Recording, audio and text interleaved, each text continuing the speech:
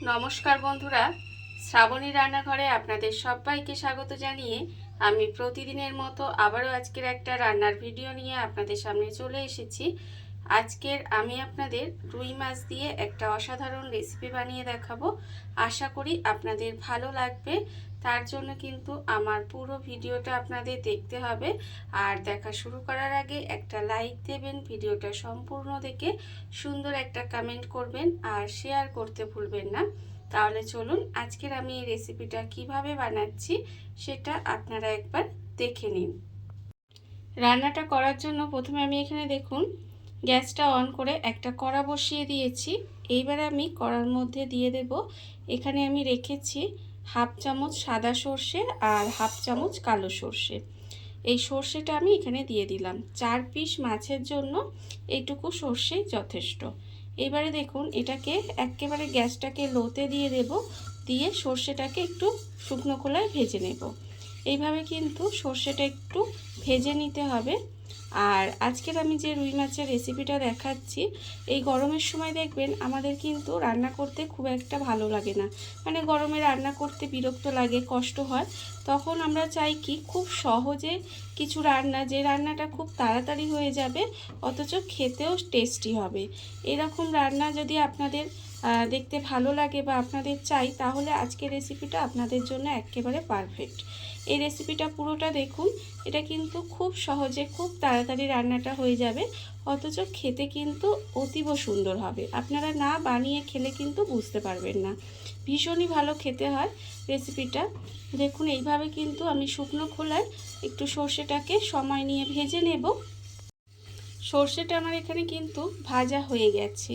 কিভাবে বুঝবেন যে সর্ষেটা ভাজা হয়ে গেছে? সর্ষেটা ভাজা হয়ে গেলে দেখবেন একটু ফুটফুট করে আওয়াজ হবে, তখনই কিন্তু এটা বুঝতে হবে যে সর্ষেটা এখানে ভাজা হয়ে গেছে। দেখুন এই যে সর্ষেটা কিন্তু ফেটে ফেটে উঠছে। সর্ষেটা আমার এখানে ভাজা হয়ে গেছে। এইবারে আমি এটাকে আলাদা করে ঢেলে ঠান্ডা করে নেব। এটা কিন্তু আলাদা করে একটু ঢেলে ঠান্ডা করে নিতে হবে। সর্ষেটা আমি এখানে শুকনো খোলায় ভেজে আলাদা করে তুলে রেখেছিলাম। এইবারে দেখুন আমি একটা মিক্সি জার নিয়ে নিয়েছি। মিক্সি জারের মধ্যে এই সর্ষেটা দিয়ে প্রথমে, এটা কিন্তু ঠান্ডা হতে হবে, অবশ্যই ঠান্ডা করে নেবেন। একটু ঠান্ডা আমি করে নিয়েছি। এবারে দেখুন এই সর্ষেটা দিয়ে একটু গুঁড়ো করে নেব। এটাকে কিন্তু প্রথমে গুঁড়ো করে নিতে হবে। সর্ষেটা আমি গুঁড়ো করে এখানে একটা বাটির মধ্যে ঢেলে রেখে দিয়েছি। দেখুন ঠিক এরকম হয়েছে। আর আবারও কিন্তু মিক্সিটা নিয়ে নিয়েছি, তার কারণ হচ্ছে আমি আরেকটা মশলা রেডি করব। তার জন্য নিয়েছি দেখুন প্রথমে 4টে কাঁচা লঙ্কা দিয়ে দিলাম, আর দেব এখানে পেঁয়াজ কুচি। এখানে কিন্তু একটা পেঁয়াজের মাঝারি সাইজের পেঁয়াজকে আমি এইভাবে একটু ছোট ছোট করে কুচি করে রেখেছি, সেই পেঁয়াজটা এখানে দিয়ে দিলাম। পেঁয়াজটা এখানে দিয়ে দিয়েছি। এইবারে দেব এখানে রসুন। এখানে কিন্তু 5 কোয়া মতো রসুন এখানে দিয়ে দিলাম। আর দেব আমি এখানে টমেটো, একটা একটু বড় সাইজের টমেটোর কিন্তু আধখানা টমেটো আমি এর মধ্যে দিয়েছি। মানে আমার এখানে 4 পিস মাছের জন্য যেটুকু মশলা লাগবে সেটুকুর পরিমাণটা আমি আপনাদের বলে দিচ্ছি। আপনারা মাছের পরিমাণ বেশি বা কম হলে মশলার পরিমাণও কিন্তু কম বেশি করে নেবেন। এবারে দেখুন এই মশলাটা আমি কিন্তু পেস্ট করে নেব। এটাকে প্রথমে পেস্ট করে নিতে হবে। মশলাটা আমি এখানে পেস্ট করে একটা বাটির মধ্যে ঢেলে নিয়েছি। এবারে আমি মশলাটা সরিয়ে রাখলাম, রেখে একটা বড় বাটি নিয়ে নিয়েছি। বড় বাটির মধ্যে কিন্তু প্রথমে এই মশলাটা যে করেছি সেই মশলাটা ঢেলে দিলাম। এইবারে আমি এর মধ্যে দিয়ে দেব, দেখুন এখানে আমি রেখেছি নুন, আন্দাজ মতো নুন, হলুদ গুঁড়ো আর লঙ্কার গুঁড়ো আর অল্প সামান্য একটু চিনি। এই গুঁড়ো মশলাটাও কিন্তু আমি এর মধ্যে দিয়ে দিলাম। এইবারে আমি এর মধ্যে দেব দেখুন সর্ষের তেল। এখানে কিন্তু অল্প একটু সর্ষের তেলও দিয়ে দিলাম। দিয়ে এবার মশলাটাকে খুব ভালোভাবে মিশিয়ে নেব। এটা কিন্তু খুব ভালোভাবে এইভাবে প্রথমে একটু মিশিয়ে নিতে হবে, যাতে মশলাটা সুন্দর করে এখানে মিশে যায়। দেখুন এইভাবে কিন্তু প্রথমে ভালো করে এখানে মিশিয়ে নিলাম। এটা আপনারা হাত দিয়েও করতে পারেন। আজকের আমার হাতটা কাটা আছে বলে কিন্তু আমি এখানে চামচ ব্যবহার করছি।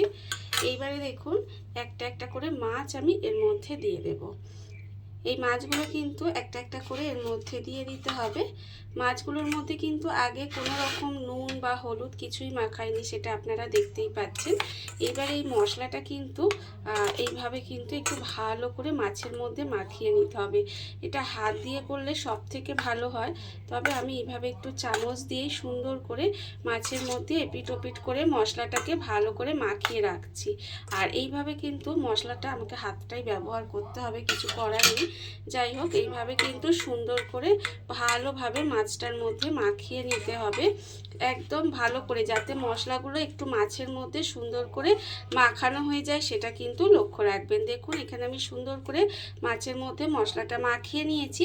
এইবার এই মশলা মাখানো অবস্থায় কিন্তু আমি এখানে 15 মিনিট মতো রেখে দেবো। তবে আপনাদের হাতে যদি সময় থাকে তাহলে আপনারা আধ ঘন্টা মতো কিন্তু এটা রেখে দিলে খেতে বেশি ভালো লাগবে। এবারে দেখুন এইভাবেই কিন্তু আমি ঢাকা দিয়ে রেখে দেবো। ঢাকা দিয়ে আমি এটা 15 মিনিট মতো এইভাবে রেখে দিয়েছিলাম। এইবারে দেখুন আমি আপনাদের দেখাচ্ছি, এইভাবে কিন্তু এটাকে একটু সময় নিয়ে আপনারা যদি রেখে দেন তাহলে রান্নাটা খেতে বেশি ভালো লাগবে। এবারে অন্যদিকে আমি এখানে গ্যাসটা আবারও অন করে দিয়েছি, অন করে কিন্তু কড়াটা বসিয়ে দিয়েছি। আবারও কিন্তু কড়ার মধ্যে অল্প একটু সর্ষের তেল দিয়ে দিলাম, দিয়ে তেলটাকে প্রথমে খুব ভালোভাবে গরম করে নেব। তেলটা কিন্তু খুব ভালোভাবে গরম করে নিতে হবে। আর আজকের আমি যে মাছের রেসিপিটা আপনাদের দেখাচ্ছি, সেই রেসিপিটা যদি থাকে তাহলে আমার মনে হয় আর কিছুই লাগবে না ভাতের সঙ্গে, গরম ভাতের সঙ্গে এই রেসিপিটা যদি থাকে। দেখুন তেলটা আমার এখানে খুব ভালোভাবে গরম হয়ে গেছে। এইবার আমি এই তেলের মধ্যে দিয়ে দেব প্রথমে কালো জিরে, অল্প সামান্য একটু কালো জিরে ফোড়নে দিলাম, দিয়ে ফোড়নটা কিন্তু প্রথমে খুব ভালোভাবে ভেজে নেব। ফোড়নটা কিন্তু এখানে ভালোভাবে ভেজে নিতে হবে। ফোড়নটা আমার এখানে সুন্দর করে ভাজা হয়ে গেছে, ফোড়নটা আমি এখানে ভেজে নিয়েছি। এইবার আমি এর মধ্যে দিয়ে দিচ্ছি দেখুন পেঁয়াজ। এখানে কিন্তু পেঁয়াজ আমি পেস্ট করেও রান্নায় দিয়েছি, আবার পেঁয়াজ কিন্তু এখানে একটা মাঝারি সাইজের পেঁয়াজের এইভাবে একটু খোলাগুলো মানে এই চৌকো চৌকো করে কেটে নিয়েছি, সেই পেঁয়াজটাও কিন্তু এখানে দিয়ে দিলাম। আর টমেটো দিলাম, এখানে বলেছিলাম একটা বড় সাইজের একটু টমেটো নিয়েছি, তার আধখানা কিন্তু আমি রান্নাটায় দিয়েছি আর আধখানা আমি এখন ব্যবহার করছি। এইবার দেখুন এটাকে জাস্ট একটু তেলের মধ্যে নেড়ে ছেড়ে নেবো। আর এর মধ্যে দুটো কাঁচা লঙ্কাও দিলাম, একটু জাস্ট তেলের মধ্যে নাড়াচাড়া করে নিয়েছি, খুব কিন্তু ভাজবো না। দেখুন একটু এই যে নাড়াচাড়া করে নিয়ে এইবার আমি এর মধ্যে দিয়ে দিচ্ছি যে মাছটা এখানে মশলা মাখিয়ে রেখেছিলাম না, সেই মাছটা কিন্তু এর মধ্যে দিয়ে দিলাম। মাছটা এর মধ্যে দিয়ে এটা কিন্তু এবারে এই যে বাটির মধ্যে মশলাটা লেগে আছে, দেখুন এর মধ্যে আমার মিক্সিতে যে মশলা লেগেছিল সেই জলটাও কিন্তু এর মধ্যে একটু এই যে বাটি ধোয়া জলটা এবার দিয়ে দেবো।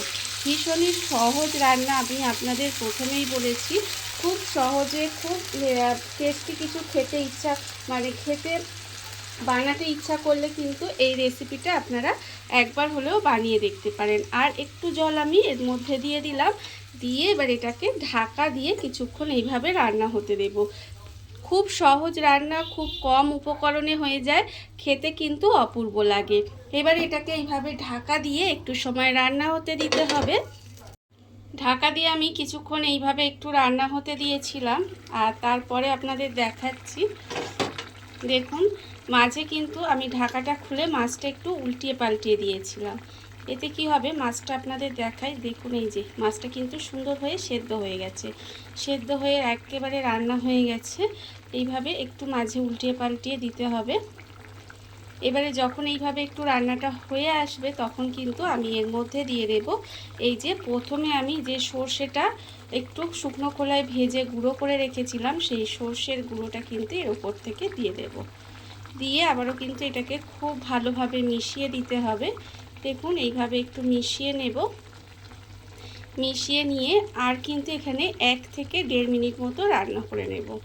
রান্না করে নিলেই এটা হয়ে যাবে। সর্ষের গুঁড়োটা দিয়ে আমি কিন্তু এখানে 1.5 মিনিট মতো এইভাবে একটু রান্না হতে দিয়েছিলাম, রান্না এখানে হয়ে গেছে। এবারে আমি গ্যাসটা অফ করে কিছুক্ষণ ঢাকা দিয়ে রেখে দেব। গ্রেভিটা কিন্তু আমি একটু রেখেছি, আপনারা দেখে বুঝতেই পাচ্ছেন এটা ভাতে মাখিয়ে খাওয়ার জন্য, তবে আপনারা মনে করলে গ্রেভিটাকে একটু শুকনো করে নিতে পারেন। দেখুন আমার কিন্তু এখানে রান্না হয়ে গেছে, এবার গ্যাস অফ করে দিলাম। অফ করে দিয়ে ঢাকা দিয়ে কিছুক্ষণ রেখে দেব। তারপরে আমি আপনাদের পরিবেশন করে দেখাবো ঠিক কেমন হলো। দেখুন বন্ধুরা, বাড়িতে থাকা কত অল্প উপকরণে কত অল্প সময় কত সুন্দর একটা রুই মাছের রেসিপি তৈরি হয়ে গেছে, আপনারা দেখতেই পেলেন। আর এটা কিন্তু খেতে ভীষণ সুন্দর হয়। এইভাবে আপনারাও একদিন হলেও বাড়িতে বানিয়ে দেখতে পারেন। আর এই ভিডিওটা যদি আপনাদের ভালো লেগে থাকে, আপনারা আমার চ্যানেলটা সাবস্ক্রাইব করে এইভাবে আমার পাশে থেকে যেতে পারেন। তাহলে চলুন আজকের ভিডিওটা এই পর্যন্তই। নমস্কার।